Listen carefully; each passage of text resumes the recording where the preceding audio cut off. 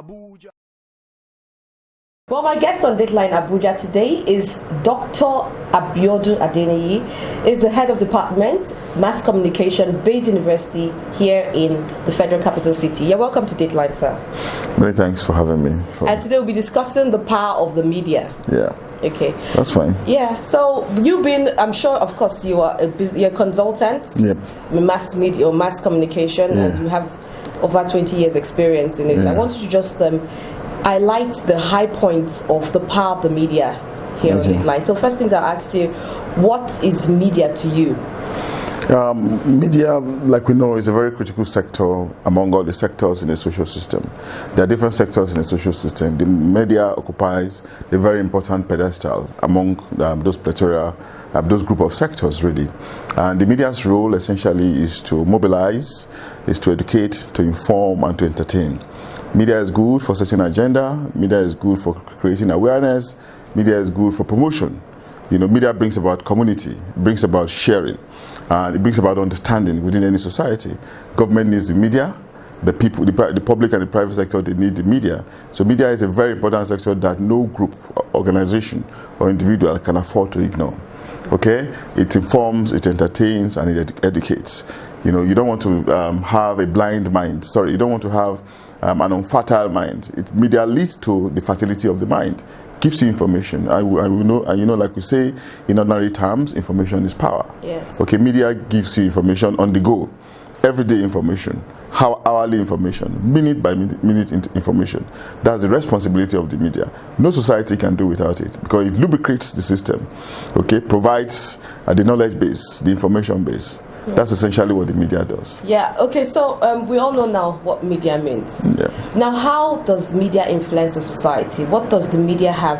How does it influence a society? I mean, for like businesses, for individuals, like you mentioned, government parastatals and agencies, how does it influence our daily lives?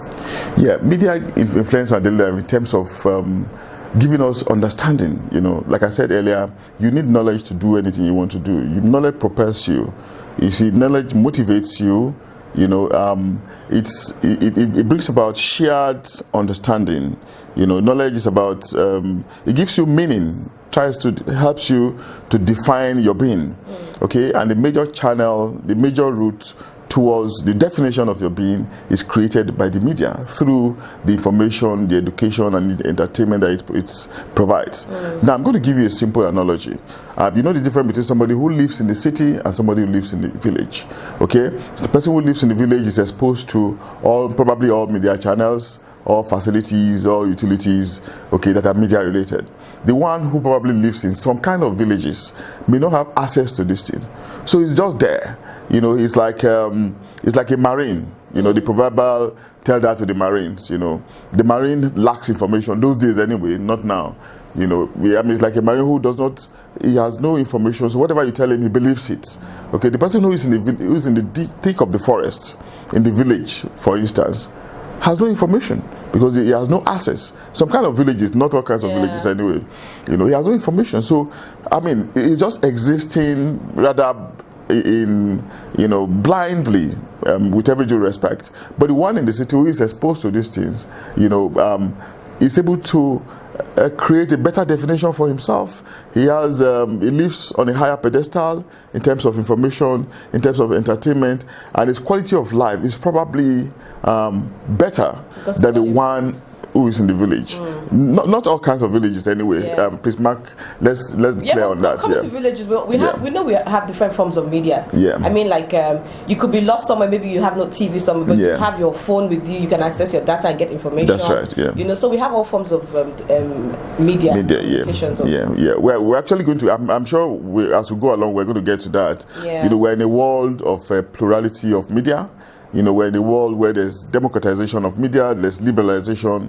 We have the different kinds of media, and it's a result of the gains in changes in technologies of communication. And the changes are still continuing anyway. The changes, you know, are snowballing. We don't know how it will go, but it's a continuous process. Yes. You know, because of that, you know, that's why I was being careful when I was talking about using the analogy of the city and the village.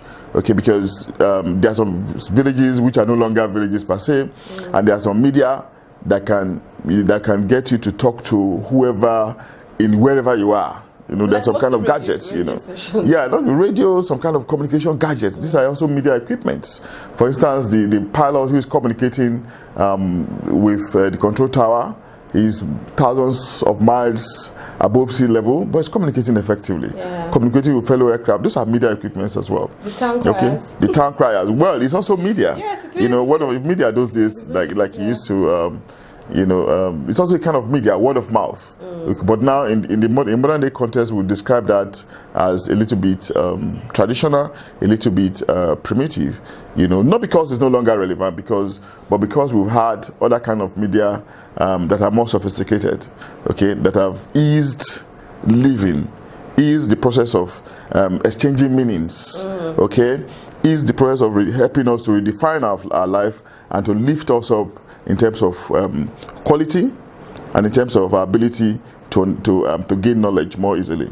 Oh, thank you. Yeah. Well, I was also expecting media is a form of information. So I mean, even if we say in quotes that it's a primitive way of passing information, as long as the information is being passed. You see, the media really, it's about talking to an anonymous, heterogeneous audience. You see, the importance of technology in media is that it enables you to talk to a wide range of audience in dispersed location, you know, over huge spaces. Okay, that's why we respect technology when we're talking about media and communication. Okay, but we use the word. We may also have to be careful using the word primitive to describe. You used it. Well, yeah, that's what I'm saying. We have to be careful using to describe word of mouth. But word of mouth is still very valid in some remote villages. The king, for instance, sends the town crier out. It's still very valid. Sometimes you can use it, and sometimes we describe it as below the line media.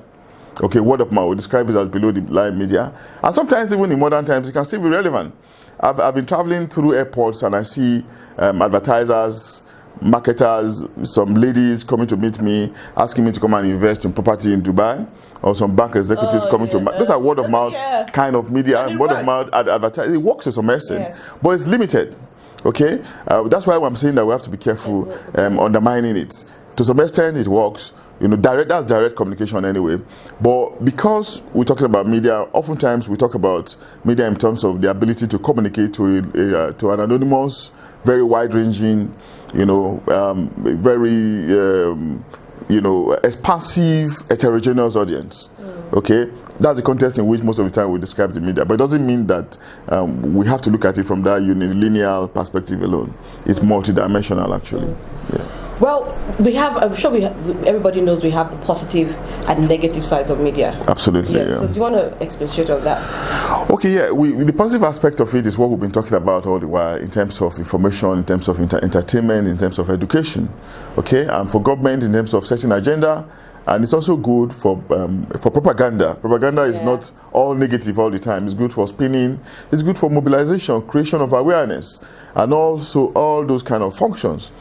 But like every good thing, there can also be a downside, and the downside can be reflected very quickly in the variant that we have in modern times, which is the social media, the one they call social media, but I rather want to call it the digital media. And it is because through social media, everybody is now a reporter, everybody is now a publisher. There's no question of pre-editing anymore. We're actually coming to that. There's no question of pre-editing. Nothing has been pre-edited. You know, you can just do this thing on your own, you know, without regards to some rules and regulations. Okay, people use that process to libel people, to slander people, you know, to defame characters.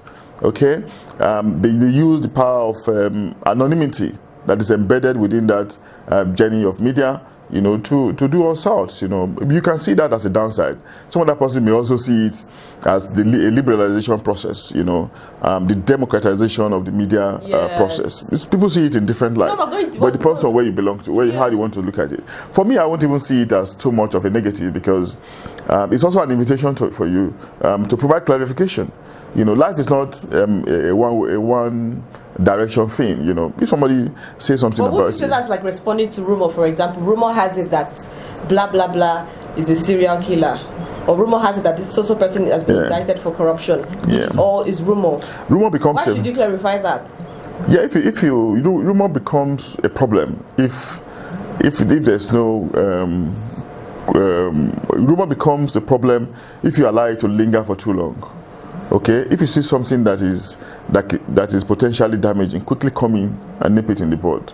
Oh, thank you so much for your time, and we hope to get you back here to talk more about media or many other things. Many times, anytime. All right, thank you very much. Yeah. Well, we're still watching DatelineAbuja. Stay tuned, and I'll be right back.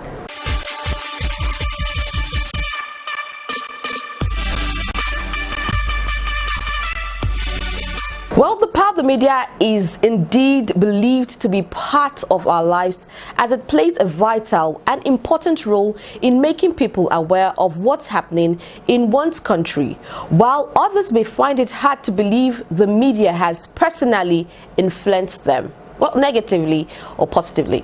It has been an interesting year, and thank you so much for staying with us. Thank you for your comments and your messages on our Facebook and Instagram, and like our page, and also invite your friends on our Facebook page.